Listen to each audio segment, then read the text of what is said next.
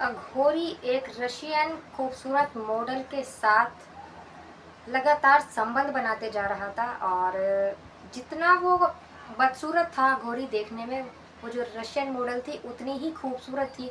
ऐसा नहीं कि वो कोई ज़बरदस्ती कर रहा था उसके साथ, या बिना लड़की की राजी के उसके साथ संबंध बना रहा था, ऐसा कुछ भी नहीं था। लड़की की राजी थी, लड़की उससे प्यार करने लगी थी अघोरी से, और साथ ही वो अघोरी भी उससे प्यार करने लगा था, तभी वो दोनों संबंध बना रहे थे। हालांकि वो संबंध जब बनाता है तो इस तरीके से बनाता है कि उसको बहुत ज़्यादा तकलीफ़ होती है, और तब भी वो लड़की कुछ नहीं बोलती। मॉडल उसके साथ लगातार शारीरिक संबंध बनाती है, सारी तकलीफ़ों को सहती रहती है और उसके साथ लगातार बनाती रहती है संबंध। तो दोस्तों, उसके बाद इतना ही नहीं, दोनों शादी भी कर लेते हैं और फिर अपनी ज़िंदगी बिताने लगते हैं। तो वो रशियन जो वो थी मॉडल, वो इंडिया क्यों आई थी और फिर ऋषिकेश में आई थी, ऋषिकेश में उसकी कैसे साधु से मुलाकात हुई, उससे अघोरी से, और कैसे उसके प्यार में पड़ गई, तो सब बातें ये आपको वीडियो में पता चलेगी। से पहले अगर वीडियो अच्छी लगे तो प्लीज़ वीडियो को लाइक कर दीजिएगा, अगर चैनल पर नए हैं तो चैनल को भी सब्सक्राइब कर दीजिएगा। मैं गीता गुप्ता, स्वागत है आपका आज की मेरी एक नई सच्ची कहानी में। जय माता दी। उम्मीद करती हूँ कि आप लोग अपनों का और अपना ध्यान रख रहे होंगे और अच्छे से होंगे। तो दोस्तों, ये जो रशियन की मॉडल होती है, इसका नाम रोज़ी होता है। इसे बचपन से ही, मतलब स्कूल टाइम से ही मॉडल बनने का शौक़ था, जो कि इसकी पढ़ाई पूरी होती है 2005 में। 2005 के पास ये मॉडलिंग के कैरियर को चुन लेती है और अपना नाम भी बहुत अच्छा कर लेती है, फेमस मॉडल बन जाती है। 2009 तक तो इसकी जो मॉडलिंग का सफ़र था वो बहुत अच्छा चलता है, बहुत ज़्यादा नाम कमा लेती है। 2009 के बाद ये डाउन होने लगती है, जो भी इसका करियर था वो अब ये फ्लॉप होने लगती है, जितना भी इसने नाम कमाया था। फ्लॉप होने के साथ साथ ये बहुत कोशिश करती है कि मेरा नाम दोबारा से हो, लेकिन ऐसा नहीं होता। साथ साथ 2011 में आते आते ये डिप्रेशन का शिकार हो जाती है। अब ये डिप्रेशन में रहने लगती है, इसके माँ बाप भी बड़े परेशान हो जाते हैं कि अपनी बेटी को इस हालत में देखकर डॉक्टर के पास लेके जाते हैं। डॉक्टर से ट्रीटमेंट वगैरह चलता है काफ़ी दिन, ये इसमें कुछ सुधार आता है, तो डॉक्टर भी कहते हैं कि इसका माहौल चेंज हो, ऐसी जगह पर इसको रखो। अब थोड़ी ठीक होती है तो 3 महीने निकलते हैं, तो ये अपनी माँ बाप को बोलती है कि मुझे इंडिया जाना है। जब माँ बाप को इंडिया जाने के लिए बोलती है तो माँ बाप कहते हैं कि अकेले जाना है, किसके साथ जाना है, कैसे जाना है। तो वो कहती है कि मुझे अकेले ही जाना है, 3 महीने के लिए मुझे इंडिया जाना है। तो माँ बाप भी उसके तैयार हो जाते हैं उसे इंडिया भेजने के लिए। सोचते हैं कि इंडिया तो काफ़ी अच्छा है और वहाँ जाएगी तो वहाँ पे तीर्थ स्थान है काफ़ी घूमने के लायक, वहाँ हमारी बच्ची जाएगी तो शायद इसका माहौल भी चेंज होगा। डॉक्टरों ने कहा था कि इसका माहौल चेंज होना बहुत ज़रूरी है, जिससे इसका जो भी डिप्रेशन है वो सब दूर हो जाएगा।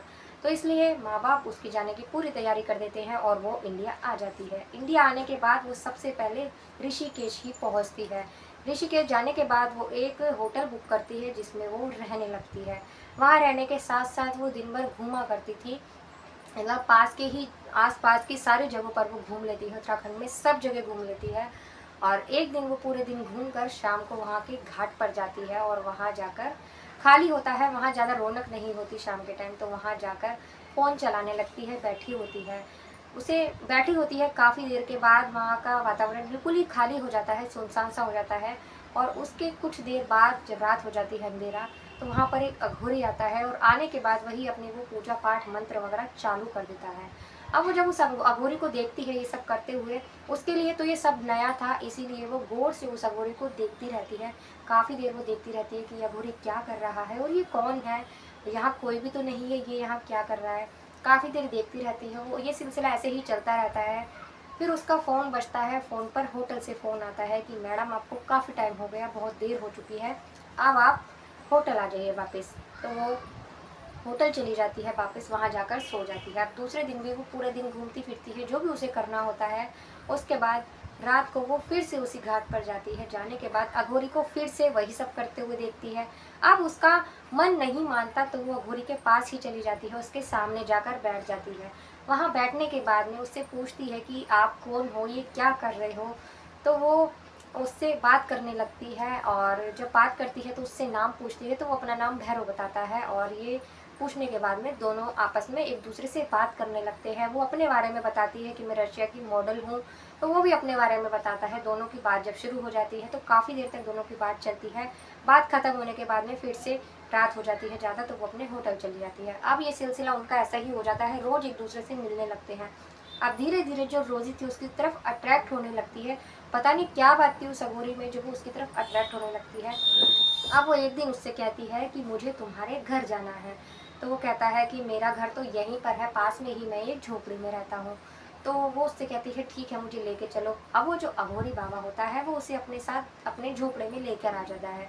वहाँ आने के बाद में वो उसके लिए चाय बनाता है। चाय बनाने के बाद में वो कहती है कि मुझे कुछ खाना है, भूख लगी है। तो वो उसके लिए खाना भी बनाता है। खाना बनाने के बाद में वो उसे खाना खिलाता है, खाना खाती है। वो खाना खाने के बाद में फिर वो उससे कहती है कि मुझे यहाँ रहकर बहुत अच्छा लग रहा है, अब मैं तुम्हारे साथ इसी झोपड़े में रहना चाहती हूँ।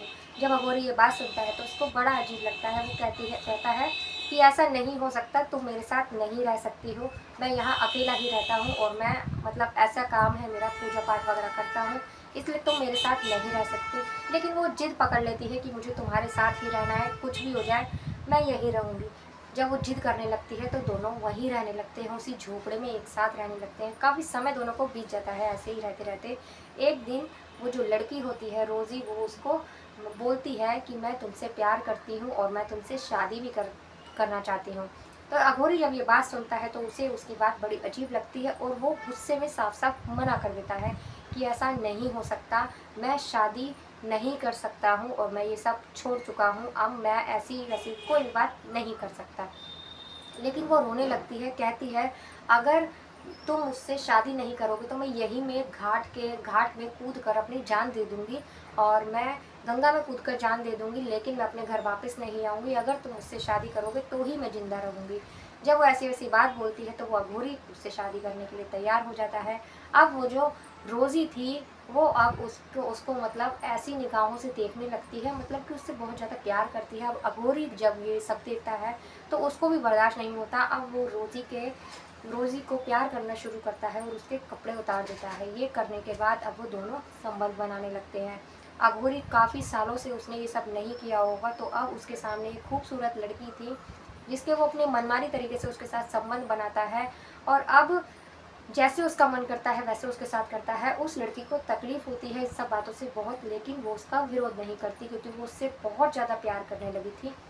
और अब कहीं ना कहीं वो अघोरी भी उससे प्यार करता है, लेकिन वो एक अघोरी था इसलिए वो अपनी जो उसकी ख्वाहिशें थी उसको उसने दबा रखा था। लेकिन जब ये बात सामने आ जाती है तो वो अब खुलेआम अपने प्यार का इजहार कर देता है और अपने मनमानी तरीके से उसके साथ संबंध बनाता है। काफ़ी देर जब ये सिलसिला चलता रहता है तो दोनों फिर सो जाते हैं।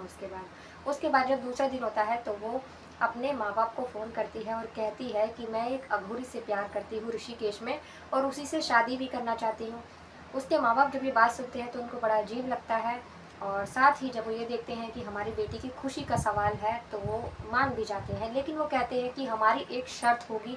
वो कहते हैं शादी के बाद उस अघोरी को, उस मतलब भैरव को हमारे साथ यहीं रशिया में शिफ्ट होना पड़ेगा। जब वो फ़ोन रखकर अघोरी से ये बात करती है तो वो गुस्सा हो जाता है, कहता है मैंने अपनी सारी सुख सुविधाओं को छोड़कर, ऐशो आराम को छोड़कर यहाँ की ज़िंदगी चुनी है, कितनी मुसीबतों से मैं रहता हूँ, यहाँ की ज़िंदगी बहुत ही दर्दनाक बहुत ही मुसीबतों भरी होती है, ये चुनी है मैंने, अब मैं यहाँ से कहीं नहीं जाना चाहता, मुझसे शादी करनी है तो तुम्हें यही मेरे साथ ही रहना पड़ेगा। लेकिन जब रोज़ी जब वो ये ऐसे कहता है तो रोज़ी राज़ी हो जाती है, अपने माँ बाप को भी बोलती है, माँ बाप भी राज़ी हो जाते हैं। होने के बाद उसके माँ बाप हिंदुस्तान आते हैं, दोनों की शादी करवा देते हैं। शादी के बाद दोनों बड़े प्यार से उसी झोपड़ी में रहने लगते हैं और बहुत ही प्यार से दोनों रहने लगते हैं। तो दोस्तों ये थी एक फेमस मॉडल की कहानी रशियन की। आपको कैसी लगी आप लोग कमेंट करके ज़रूर बताना। अच्छी लगी वो वीडियो तो प्लीज़ वीडियो को लाइक ज़रूर कर देना। मिलते हैं अगली किसी वीडियो में एक नई कहानी के साथ, तब तक के लिए नमस्कार।